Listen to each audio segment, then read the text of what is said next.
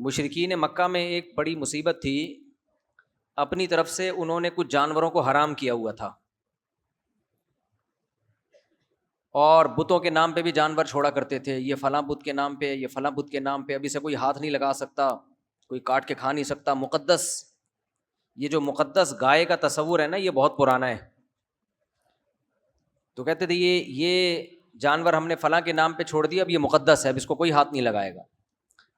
اس صورت میں اللہ نے اس کا بہت بیان کیا اس بات کو کہ حلال و حرام کرنا کس کا کام ہے؟ اللہ کا کام۔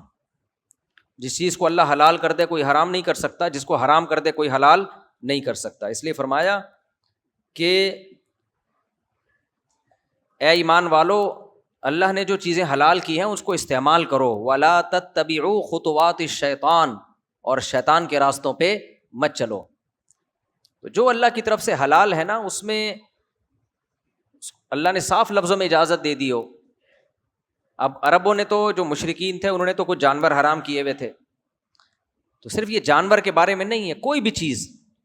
نبی صلی اللہ علیہ وسلم نے قسم کھا کے اپنے اوپر شہد کو حرام کر لیا، تو اللہ نے فرمایا لِمَ تُحَرِّمُ مَا أَحَلَّ اللَّهُ لَكَ، اے نبی جس چیز کو اللہ نے حلال کیا آپ کیسے اپنے اوپر اس کو حرام کر رہے ہیں؟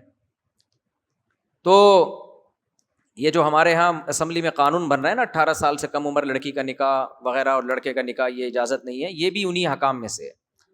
یہ ایسا حکم ہے جس کو اللہ نے صاف لفظوں میں حلال کیا ہے۔ بہت شور کی آواز آ رہی ہے، ان کو چپ کرائیں، چائے کا شور سے کیا تعلق ہے؟ بچے میرا خیال ہے شور کر رہے ہیں پیچھے۔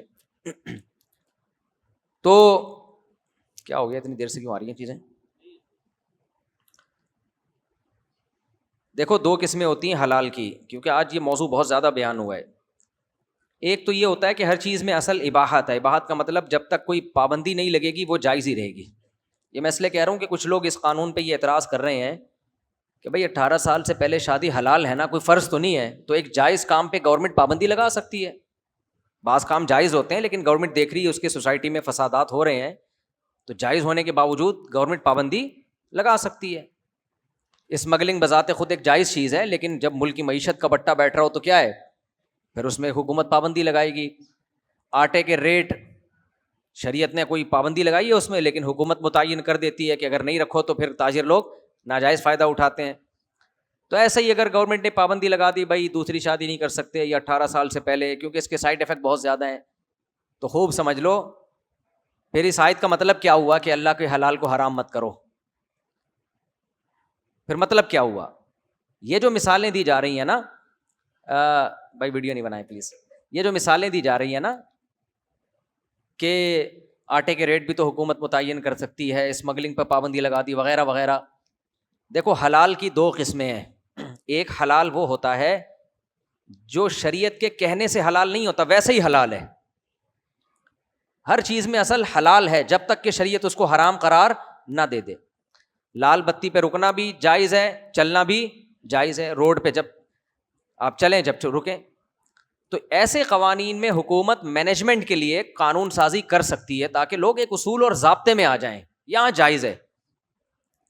لیکن جہاں اللہ اس کے رسول نے واضح لفظوں میں کہہ دیا کہ یہ حلال ہے، واضح لفظوں میں کہہ دیا ہماری طرف سے اس کی اجازت ہے، وہاں قانون سازی کر کے پابندی نہیں لگائی جا سکتی، کیونکہ پھر اس کا مطلب ہوگا کہ اللہ پرمیشن دے رہا ہے صاف لفظوں میں، تو اس کو کہتے ہیں شرعی مباح ہے، یہ یعنی شرعن حلال ہے، یہ شرعی طور پر اس کی اباحت نازل ہوئی ہے آسمان سے۔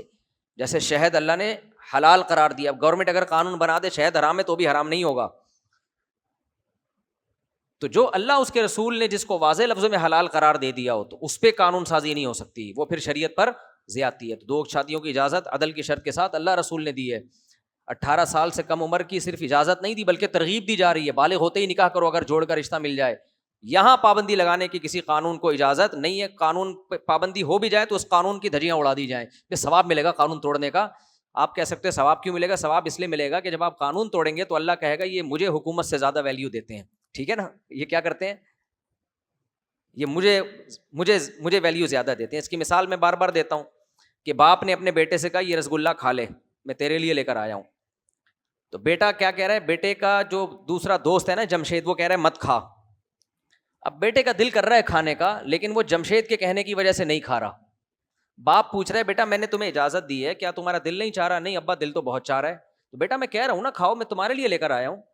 اب بیٹا کہہ نہیں جمشید نے منع کیا ہے, اب ابا کو غصہ آئے گا کہ نہیں آئے گا کہ میری بات کو تم ویلیو نہیں دے رہے ہو, یا تو تمہارا اپنا دل نہیں چاہ رہا ہوتا, جیسے 18 سال سے پہلے کسی کا دل ہی نہیں چاہ رہا یا کوئی اچھا رشتہ نہیں مل رہا, ان کی مجبوری ہے, نہ کریں بھائی. لیکن رشتہ بھی مل رہا ہے, مجبوری بھی نہیں ہے, فائدہ بھی نظر آ رہا ہے, گورنمنٹ نے منع کیا ہے, تو یہاں گورنمنٹ اور جمشید بالکل سیم ہے. تو یہاں آپ بولو گے نا کسی دوست کے کہنے پر رسگلہ نہیں کھاؤ گے, پھر ابا کو غصہ آئے گا, ابا رکھ کے چماٹ لگائے گا, بولے گا پھر آئندہ سے اپنا باپ اسی کو بنا لے, تو میں نے اجازت نہ دی ہوتی پھر جمشید منع کرتا تو مان لیتا, لیکن میں تیرے لیے لے کر آیا ہوں, رکھا تیرے سامنے اور کہہ رہا ہوں کھا لے, اور تو کہہ رہا ہے جمشید منع کر رہا ہے.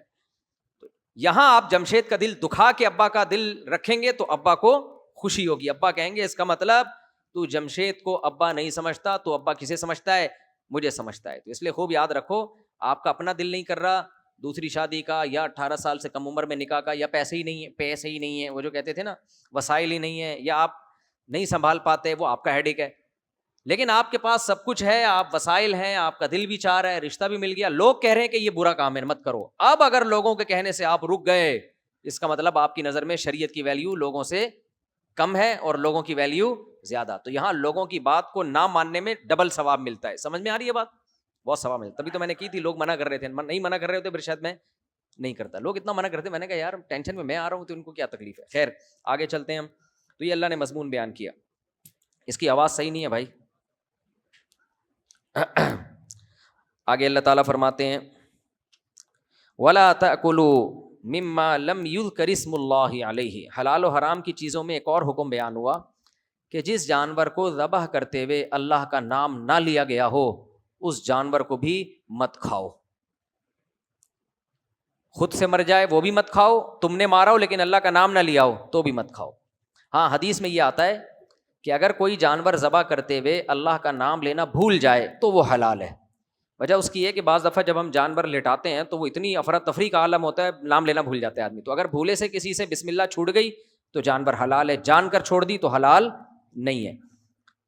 مشرکین اس پہ اعتراض کیا کرتے تھے کہ لو بھائی خود سے قدرت جانور کو مار دے وہ تو حرام ہے, اور ہم جانور قتل کریں تو وہ حلال ہے. یہ کیسا دین ہے بھائی؟ یعنی ایک بکری خود بخود مر گئی تو محمد صلی اللہ علیہ وسلم کہہ رہے ہیں وہ حرام ہو گئی, حالانکہ وہ کس نے ماری ہے؟ بول لو نا, میں نے نہیں ماری. کس نے ماری ہے؟ اللہ نے ماری ہے. اور کہہ رہے ہیں جب ہم خود کاٹ کے مارے تو وہ حلال ہے. تو اس کا اللہ نے جواب کیا دیا؟ فرمایا کہ وَإِنَّ الشَّيَاطِينَ لَيُوحُونَ إِلَىٰ أَوْلِيَائِهِمْ. شیطان کا کام ہوتا ہے اپنے دوستوں کو وحی کرتا رہتا ہے. شیطان کا کام ہوتا ہے اپنے دوستوں کو وحی کرتا رہتا ہے, لِيُجَادِلُوكُمْ, تاکہ وہ تم سے بحث مباحثہ کریں. یعنی اللہ نے اس اشکال کا جواب نہیں دیا. اس لیے جواب نہیں دیا کہ یہ چیز اتنی واضح ہے کہ یہ شیطانی وسوسے کے علاوہ یہ کچھ بھی نہیں ہے. بھائی جس کو تم مار رہے ہو اس کو بھی تو اللہ ہی مار رہا ہے, جو خود سے مر رہی ہے وہ بھی اللہ ہے. تو اللہ نے مار دیا, ناپاک کر دیا نا اس کو. حلال و حرام کا تعلق اس سے ہے کہ اس میں ظاہری یا روحانی نجاست ہے یا نہیں ہے. اگر وہ ہے تو چاہے وہ اللہ لے کر آئے یا خود سے آئے. تو اس لیے اس بےہودہ سوال کا جواب نہیں دیا. بس اللہ نے اتنا کہہ دیا کہ یہ جو سوال یہ لوگ آپ سے کر رہے ہیں اس کا منشا کیا ہے, یہ کیوں پیدا ہو رہا ہے. ان الشیاطین لیوحون الی اولیائہم.